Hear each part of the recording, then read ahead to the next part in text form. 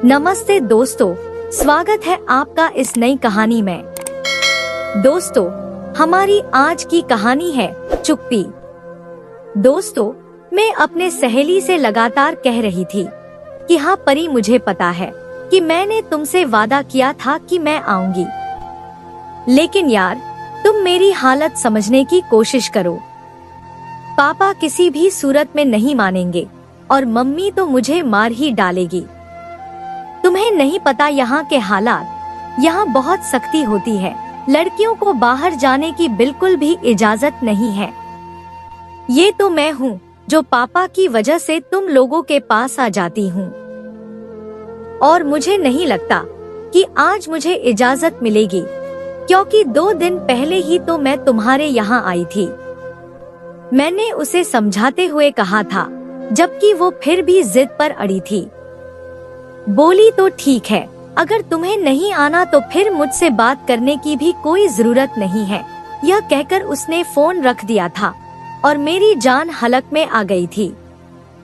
यही तो मेरी इकलौती दोस्त थी। इसके अलावा मैंने आज तक किसी को अपने करीब आने नहीं दिया था। काफी देर सोचने के बाद मैं नीचे आई और मम्मी का पूछकर किचन में चली गई थी। मम्मी चाची के साथ मिलकर दोपहर के खाने की तैयारी कर रही थी।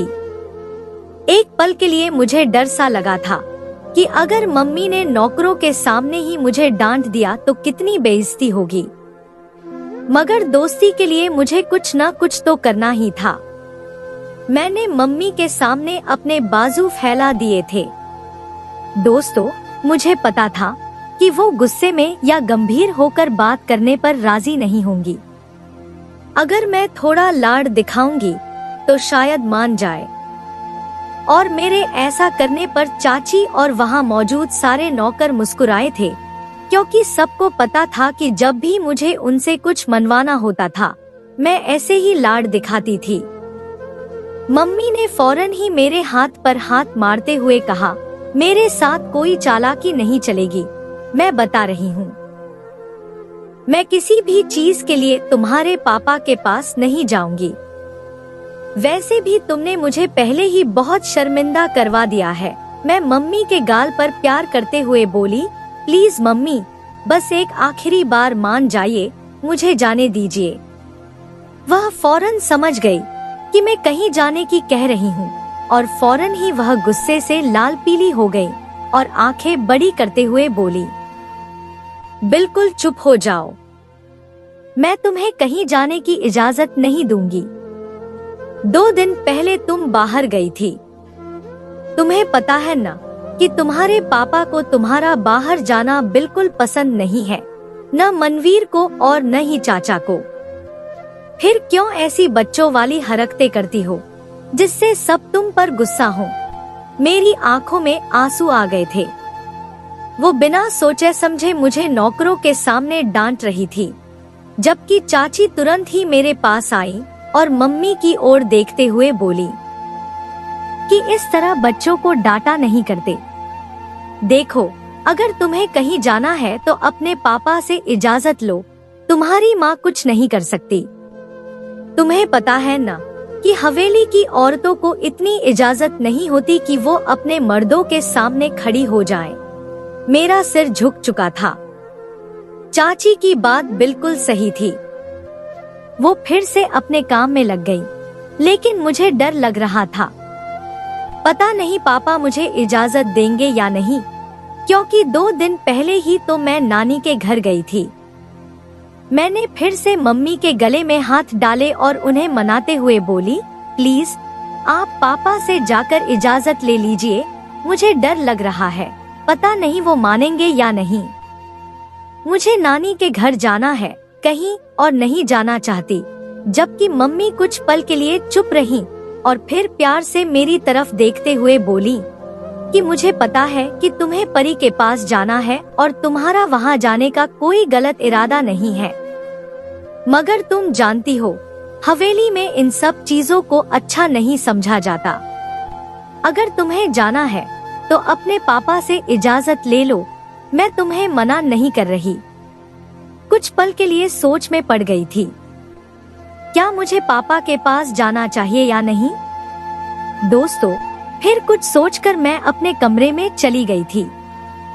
मम्मी की तरफ से तो साफ इनकार था। वो मेरी कोई मदद नहीं करने वाली थी और दूसरी तरफ पापा के पास जाने में मुझे डर लग रहा था।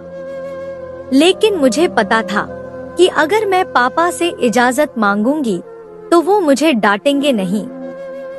मैंने अपने अंदर हिम्मत जुटाई और नीचे की तरफ कदम बढ़ाए। परी ने इस बार मुझे बुरी तरह फंसा दिया था। वो बिल्कुल मेरी बात नहीं सुन रही थी। कमरे में आकर मैंने उसे कई बार मनाने की कोशिश की, मगर वो बिल्कुल राजी नहीं हो रही थी। मैं हवेली के लाउंज में आई तो सामने ही पापा चाचा के साथ बैठे किसी महत्वपूर्ण मुद्दे पर बात कर रहे थे। मुझे वहां रुकना सही नहीं लगा, लेकिन पापा मुझे देख चुके थे। उन्होंने तुरंत ही चाचा को चुप कराया और इशारे से मुझे अपने पास बुलाया। मुझे अजीब सी झिझक हो रही थी, क्योंकि चाचा को बेटियां बिल्कुल पसंद नहीं थी। दोस्तों, जब भी पापा मुझे अहमियत देते थे तो उनका चेहरा लाल हो जाता था और माथे पर शिकन आ जाती थी। मुझे घबराहट हो रही थी, इसलिए मैंने दूर से पापा को सिर हिलाकर मना किया और वहां से जाने लगी। लेकिन अचानक ही पापा अपनी जगह से खड़े हो गए और धीरे धीरे चलते हुए मेरे पास आ गए। मुझे एक बार फिर से घबराहट होने लगी, लेकिन जैसे ही पापा का प्यार भरा स्पर्श मेरे सिर पर महसूस हुआ, सारी चिंता गायब हो गई। मैंने भी पापा को प्यार से गले लगा लिया और कहा, पापा, मुझे नानी के घर जाना है। मम्मी कह रही थी कि आपसे इजाजत ले लूं। अगर आप कहें तो मैं ड्राइवर के साथ चली जाऊंगी। उन्होंने मेरे माथे पर एक प्यार भरा चुंबन दिया और बोले, गुड़िया, तुम 2 दिन पहले ही तो वहां गई थी। तुम जानती हो ना कि मनवीर और बाकी सबको तुम्हारा घर से बाहर जाना पसंद नहीं है। वहां बहुत सारे लोग होते हैं और मामा के बेटे बहुत ही आवारा टाइप की है। हर वक्त अपने आवारा दोस्तों को अपने घर में घुसाए रखते हैं, जो हमें अच्छा नहीं लगता। उनकी आवाज में इतनी नरमी थी कि मेरा सिर झुक गया था। मैंने तुरंत ही सिर हिलाया और कहा, पापा, ऐसी बात नहीं है, मुझे सब पता है, लेकिन परी से मिलने का मन कर रहा था। अगर आप कहते हैं तो मैं वापस अपने कमरे में चली जाती हूँ। मेरी आंखों में आई नमी ने मेरे पिता का दिल पिघला दिया। उन्होंने तुरंत ही मेरे सिर पर दुपट्टा ठीक किया, नौकरानी से चादर मंगवाई और मुझे प्यार से लपेटा। फिर मुझे ड्राइवर के हवाले कर दिया और कुछ समझाकर जाने की अनुमति दे दी। मैं खुशी से झूम उठी। मेरे पापा ऐसे ही थे। मेरी थोड़ी सी भी परेशानी पर वे तुरंत हर किसी को नजरअंदाज कर मेरे साथ खड़े हो जाते थे। मैं हवेली की इकलौती बेटी थी। हमारे यहाँ एक मान्यता थी कि हमारे परिवार में बेटियां पैदा नहीं होती, लेकिन मेरी माँ बहुत धार्मिक थी, इसलिए शायद ऊपर वाले ने उन्हें बेटी का तोहफा दिया था। मेरे 2 बड़े भाई थे जो मुझसे उतना ही प्यार करते थे जितना पापा करते थे, लेकिन जो जगह मेरे दिल में पापा के लिए थी वो किसी और के लिए नहीं बन पाई। हमारी हवेली में मेरे ताऊ और चाचा भी अपने अपने परिवारों के साथ रहते थे। दादा दादी का बहुत पहले ही निधन हो चुका था और पूरे परिवार के मुखिया मेरे ताऊ थे। ताऊ ने साफ साफ कह दिया था कि स्कूल के बाद मेरी पढ़ाई नहीं होगी, लेकिन पापा ने मेरी आगे पढ़ाई के लिए खड़ा होकर मेरा साथ दिया था। मेरे भाई और माँ भी इसके खिलाफ थे, लेकिन मेरे शौक को देखते हुए पापा ने मुझे पढ़ने की इजाजत दिलवाई। बचपन में ही मेरा रिश्ता मनवीर से तय कर दिया गया था, जो मेरे चाचा का इकलौता बेटा था। वह मुझसे बहुत प्यार करता था और मुझे भी दिल ही दिल में उससे लगाव हो गया था। वह बेहद हैंडसम था और हमारे पूरे गांव में हमारी हवेली के मर्दों की चर्चा थी। मेरे ताऊ को तो पंचायत में सम्मान के साथ बैठाया जाता था। रात को जब मैं नानी के घर से वापस आई तो हवेली में कुछ अलग ही माहौल था। ताऊजी बहुत गुस्से में थे और मेरे पापा, माँ और दोनों भाई सिर झुकाए खड़े थे। ताऊ और मनवीर के चेहरे पर भी गुस्सा दिख रहा था। मेरी चाची और ताई भी चुपचाप सब देख रही थी। मुझे आते देख सबकी नजरें मुझ पर टिक गईं। अचानक मुझे घबराहट होने लगी, क्योंकि ताऊजी जिस तरह से मुझे देख रहे थे, मुझे डर लग रहा था। जैसे ही मैं घर में दाखिल हुई, मेरी माँ मेरे पास आने लगी, लेकिन पापा ने उनके और मेरे बीच में आकर खड़े हो गए। उन्होंने सबके सामने मेरे सिर पर हाथ रखा और मुझे कंधे से पकड़कर मेरे कमरे तक ले आए। मेरे माथे पर एक चुंबन दिया और कहा कि जब तक मैं न कहूँ, कमरे से बाहर मत आना। आराम से सो जाओ, कल तुम्हें कॉलेज भी जाना है। मैंने सिर हिलाया और सबको एक नजर देखकर कमरे में चली गई। दोस्तों, मुझे नहीं पता था कि बाहर किस बात पर हंगामा हो रहा है और ताऊजी क्यों इतना गुस्सा कर रहे हैं। आधी रात को अचानक मुझे भूख लगी तो मेरी आंख खुल गई। मैं बचपन से ही भूख के मामले में बहुत कमजोर थी। मेरा मन कर रहा था कि मैं तुरंत बाहर जाकर कुछ खा लूं, लेकिन पापा ने कहा था कि जब तक वे न कहें, मैं कमरे से बाहर न जाऊं। यही सोचकर मैं कमरे में ही बैठी रही। दोस्तों, करीब 1 घंटा हो चुका था, लेकिन भूख मिटने का नाम नहीं ले रही थी। उसके बाद फिर मैंने सोचा कि कुछ देर बाद खुद ही सो जाऊंगी, लेकिन ऐसा नहीं हुआ। भूख और बढ़ गई थी। अब मुझसे बैठा नहीं जा रहा था। मैंने सिर पर अच्छी तरह से दुपट्टा लिया और कमरे से बाहर आ गई। पूरी हवेली अंधेरे में डूबी हुई थी। एक पल को मुझे डर लगा, क्योंकि मुझे हमेशा से अंधेरे से डर लगता था। मैंने चारों ओर देखा, सबके कमरे बंद थे, यानी सब लोग सो चुके थे। मैं धीरे धीरे चलते हुए किचन में पहुंची और वहां की लाइट जलाने की कोशिश की, लेकिन शायद लाउंज और किचन का स्विच बाहर से बंद कर दिया गया था, इसलिए वहां लाइट जलाने से भी रोशनी नहीं हो रही थी।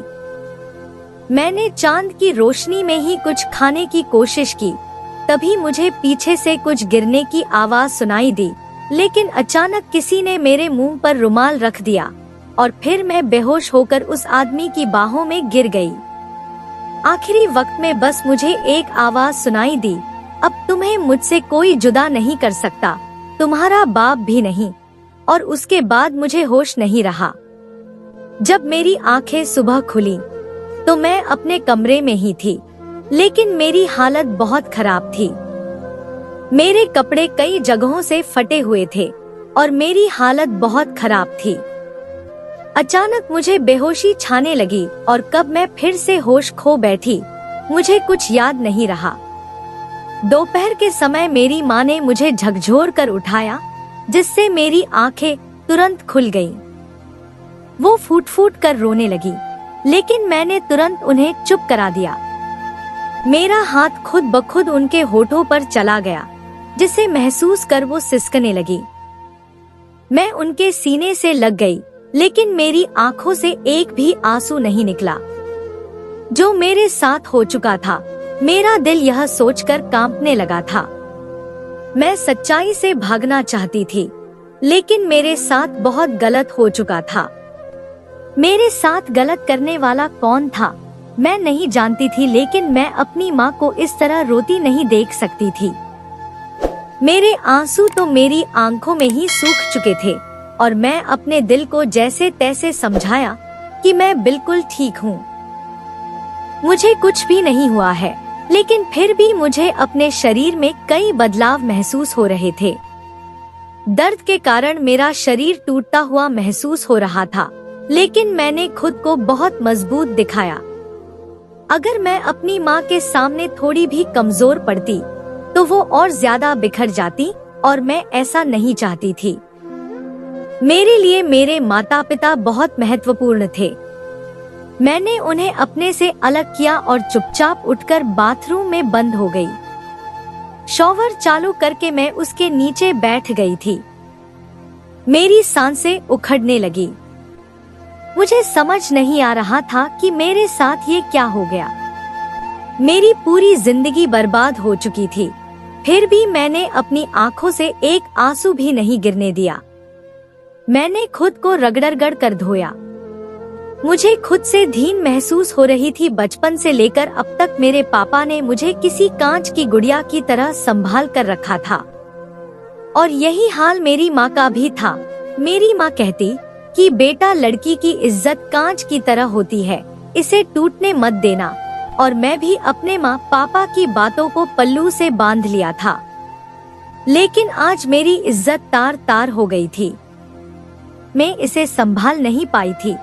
मैं अपने आप को ऐसे रगड़ कर धो रही थी कि जैसे मेरे शरीर पर न जाने कितना गंद लगा था, जिसे मैं पानी से धोकर साफ कर देना चाहती थी।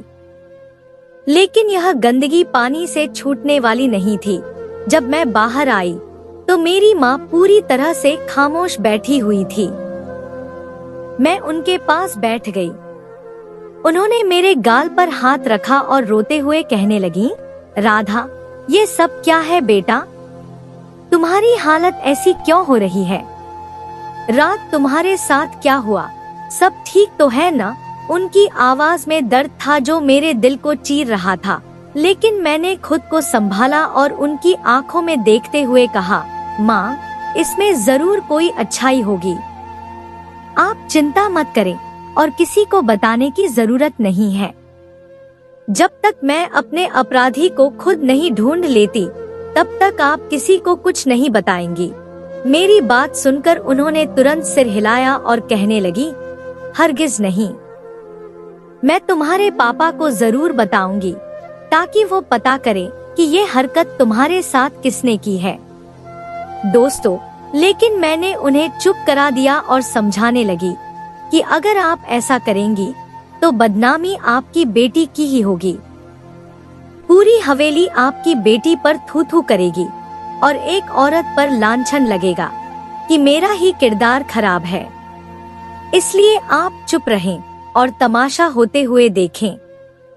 मैं खुद उस आदमी को खोज लूंगी जिसने ये किया है। ये आदमी कोई और नहीं बल्कि हमारी हवेली का ही है। मैं उस आदमी को कभी माफ नहीं करूंगी। जब तक मैं उस मिलेगा। मेरी माँ मेरे इरादों से डर गई थी, लेकिन मैंने उन्हें जल्द ही शांत करा दिया। समय अपनी गति से बीत रहा था।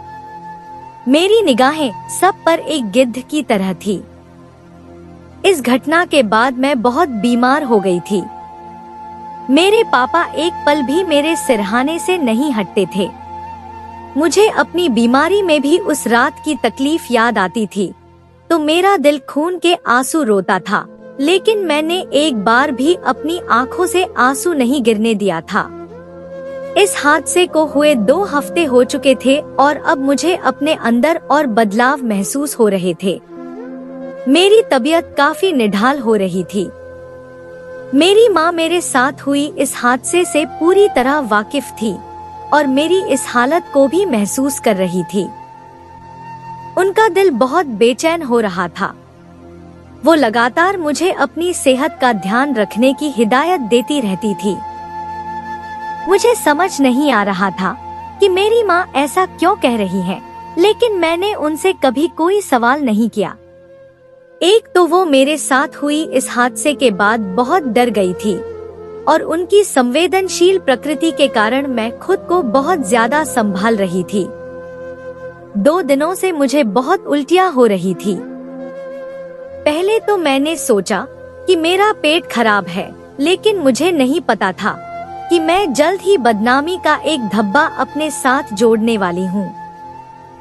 मेरी तबीयत इस कदर निढाल हो चुकी थी कि मैं बड़ी मुश्किल से नीचे आई। सामने सभी लोग टेबल पर बैठे नाश्ता कर रहे थे।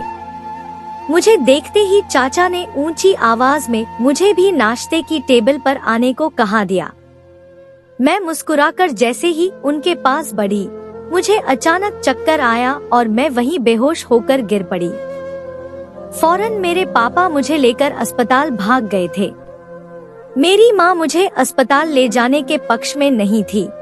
शायद वो मेरी हालत समझ चुकी थी और उसी बात से घबराई हुई थी।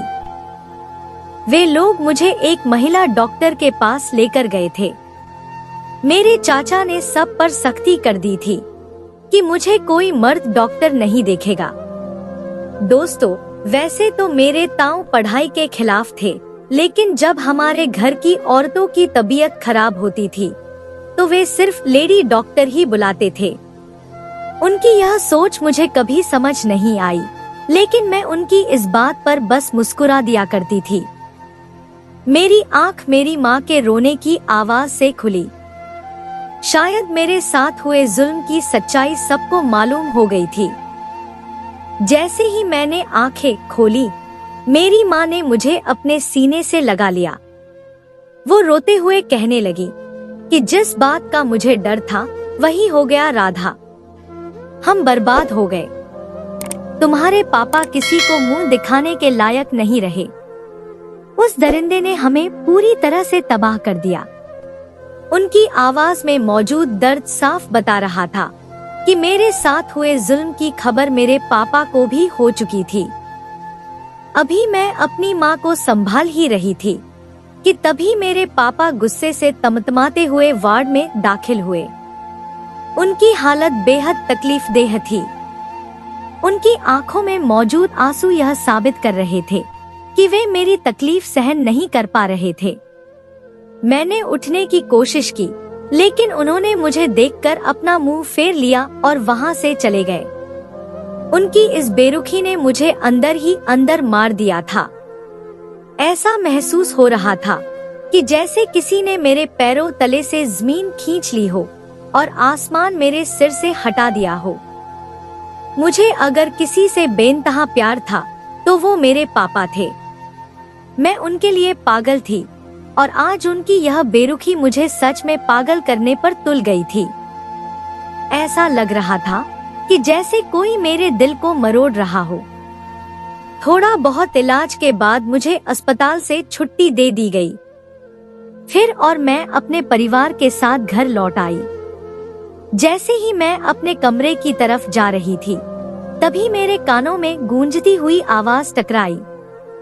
यह आवाज मेरे पापा की थी। वो गरजते हुए बोले कि रुक जाओ, इस बदचलन लड़की को मैं अपनी हवेली में नहीं रख सकता। मैंने हैरत भरी नजरों से अपने पापा की तरफ देखा। यह वही पापा थे जो मुझे ढेरों लोगों के बीच मान सम्मान देते थे। उनका बस नहीं चलता था कि वे मुझे अपने सिर पर बिठा लें। और आज जब मुझे उनकी सबसे ज्यादा जरूरत थी तो उन्होंने मुझसे मुंह मोड़ लिया।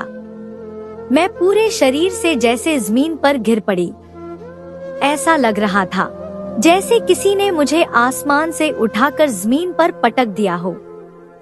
मैंने अपने पापा की तरफ देखा तो वो फिर से बोले, मैं इस लड़की को अब और अपने परिवार का हिस्सा नहीं बना सकता। इससे कहो जिसके साथ इसका मुंह काला हुआ है वहीं चली जाए। मैं इसे अब अपने घर में नहीं रखूंगा। मेरी आंखें पल भर में भर आईं। यह पहली बार था जब मेरे साथ हुए उस जुल्म के बाद मेरी आंखों से आंसू निकले थे। मेरी आंखों से लगातार आंसू बहने लगे थे। मेरे पापा लंबे लंबे कदम चलते हुए मेरे करीब आए और मेरा बाजू पकड़ लिया। वो मुझे अभी घसीटते इससे पहले ही हम दोनों के बीच मेरे ताऊ आ गए। उन्होंने मेरे पापा की आंखों में देखते हुए कहा, तुम्हारी बेटी ने जो करना था वो कर चुकी है।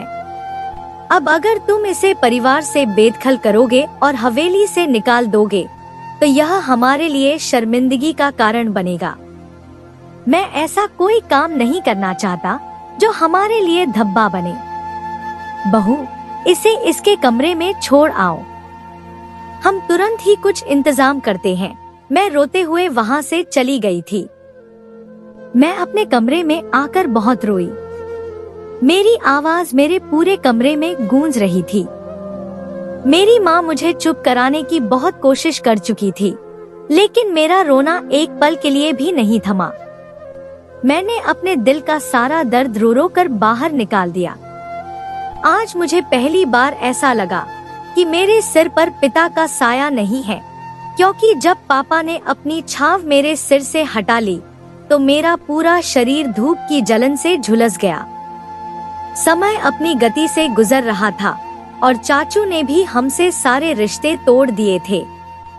उन्होंने कह दिया था कि वे अपने इतने काबिल बेटे की शादी ऐसी लड़की से कभी नहीं करेंगे जो पहले ही किसी और के साथ मुंह काला कर चुकी हो और अपने पेट में किसी की नाजायज औलाद को पाल रही हो।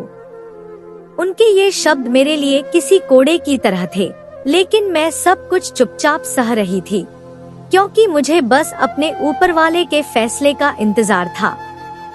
शायद वे सभी इस बात से अनजान थे कि ऊपर वाले के घर देर है अंधेर नहीं।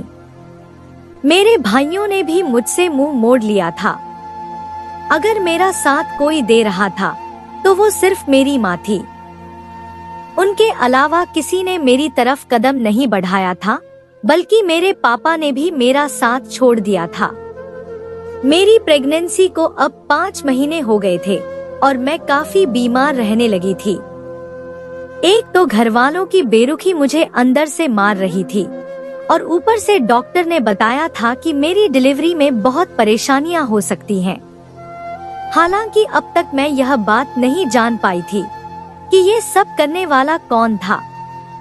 2 दिन बाद मनवीर घर आने वाला था। मनवीर हवेली में नहीं रहता था, उसका ज्यादातर समय विदेशों में ही गुजरता था। उसकी माँ इस बात से बेहद नाराज रहती थी, लेकिन वह किसी की बात को कोई अहमियत नहीं देता था। वह काफी शौकीन और चंचल लड़का था, जिसे शहर और उसकी चहल पहल बहुत पसंद थी। मुझे एक और डर भी था कि जब मेरी मोहब्बत को मेरे इस हादसे के बारे में पता चलेगा तो उसका क्या रिएक्शन होगा। उसने कभी मुझसे यह नहीं जताया कि वह मुझे पसंद करता है, लेकिन उसकी गहरी निगाहें मुझे सब कुछ बताने के लिए काफी थी। मेरी चाची ने मनवीर तक यह बात नहीं पहुंचने दी थी। उनका कहना था कि जब उनका बेटा लौटेगा तो वह खुद अपनी मोहब्बत का अंजाम देख लेगा, और मैं भी यही समझती थी, लेकिन कोई नहीं जानता था कि मेरा आखिरी सहारा वही बनेगा। जैसे ही वह हवेली में आया, सबको जैसे सांप सूंघ गया था।